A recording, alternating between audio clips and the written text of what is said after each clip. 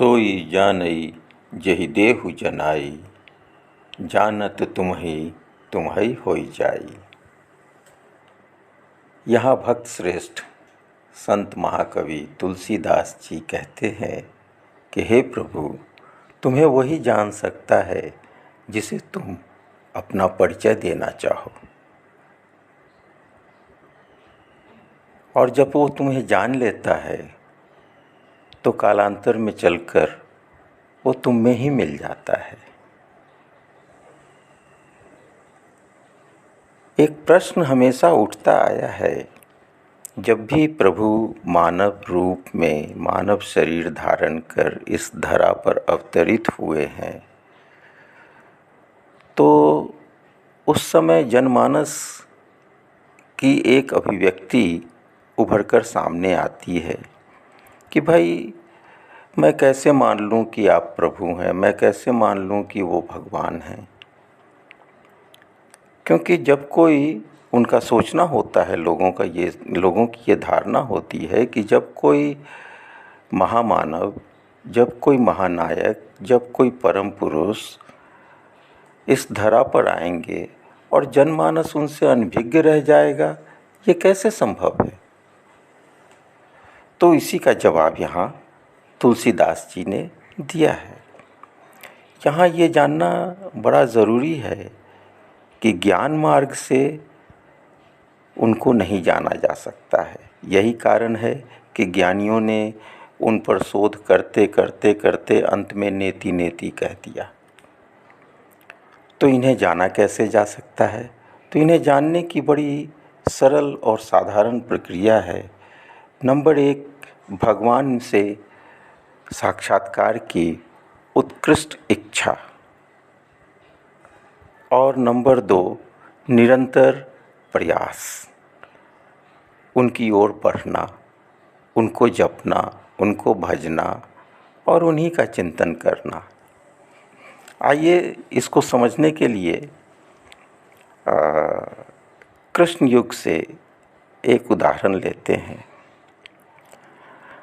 सबों को याद होगा कि अक्रूर जी मथुरा से आते हैं वृंदावन श्री कृष्ण को मथुरा ले जाने, और जब वो श्री कृष्ण को और उनके माता पिता को राजी कर और गोकुल वासियों को वृंदावन वासियों को राजी कर जब श्री कृष्ण को लेकर वो मथुरा की ओर प्रस्थान करते हैं, तो वो बहुत चिंतित होते हैं, क्योंकि वो यहाँ वृंदावन में सबों को, नंद बाबा को, यशोदा मैया को और तमाम गोपियों को ये आश्वासन देते हैं कि मैं इनकी सुरक्षा करूँगा।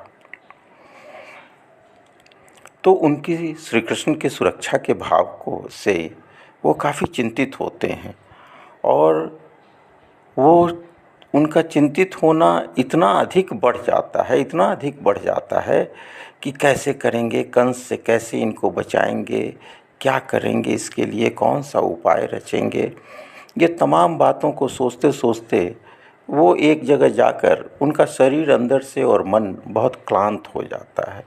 तब वो कहते हैं कि रथ को रोक देते हैं एक पेड़ के नीचे, और बगल में जो जमुना बह रही होती है, कहते हैं मैं थोड़ा उसमें स्नान कर लेता हूँ। तो श्री कृष्ण कहते हैं हाँ हाँ ज़रूर कीजिए।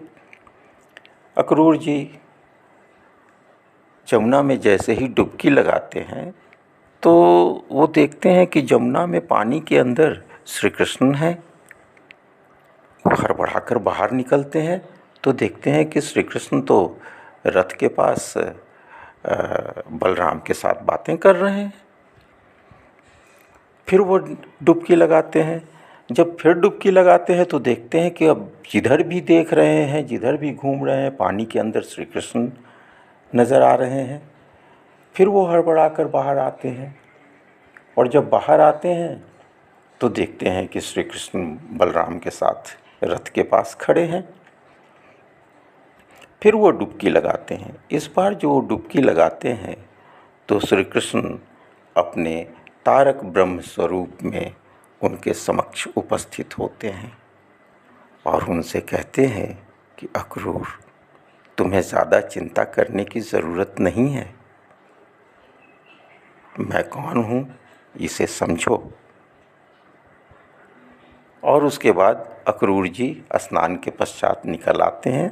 थोड़ा संवाद और होता है। इसके बाद अक्रूर जी स्नान के बाद बाहर निकल आते हैं। बाहर निकलने के बाद वो रथ का संचालन करना शुरू करते हैं। तो भगवान श्री कृष्ण पूछते हैं कि अक्रूर जी, अब तो आप चिंतित नहीं हैं। अक्रूर जी कोई जवाब नहीं देते हैं, क्योंकि उनको तो उनका परिचय मिल चुका होता है। भगवान श्री कृष्ण अपना परिचय उन्हें दे देते हैं और उसके बाद अक्रूर जी तो मदमस्त हो प्रभु चिंतन और प्रभु लीला में ही लीन हो जाते हैं। एक दूसरा प्रसंग और आता है, जब भगवान श्री कृष्ण ने कर्ण को अपना परिचय दिया। कर्ण से कहा कि देखो, तुम कुंती के ज्येष्ठ पुत्र हो और तुम आ जाओगे तो धर्मराज युधिष्ठिर तुम्हारी चरण वंदना करेंगे। अर्जुन तुम्हारे बगल में खड़ा होगा, तुम्हारा आदेश पालक होगा, और मैं भी उन लोगों के साथ हूँ। लेकिन यहाँ पर भगवान श्री कृष्ण ने कर्ण को सिर्फ इतना ही परिचय दिया कि वो एक सत्ताधारी राजा श्री कृष्ण हैं। एक पराक्रमी राजा के रूप में अपना परिचय दिया। इससे ज़्यादा आध्यात्मिक परिचय नहीं दिया। इसलिए कर्ण उनकी बात नहीं माना। अगर वो उस समय जिस तरह से अक्रूर जी को उन्होंने अपना परिचय दिया था तारक ब्रह्म स्वरूप का, अगर कर्ण को दे देते तो कर्ण कदापि कौरवों की तरफ से नहीं लड़ते। तो इससे बहुत सी बातें स्पष्ट हो जाती हैं कि भगवान जब जिसे अपना परिचय देना चाहते हैं उसी को उनका परिचय मिलता है। कोई ये चाहे कि हम भगवान के पास पहुंच जाएंगे तो नहीं। भगवान ऐसे व्यक्तित्व का खुद ही चयन करते हैं, और जिसका वो चयन करते हैं फिर वो उनके करीब आता है, और जब उनको जान जाता है तो उनमें रम जाता है, और उनमें रमने के बाद वो अंततः उन्हीं में समाहित हो जाता है।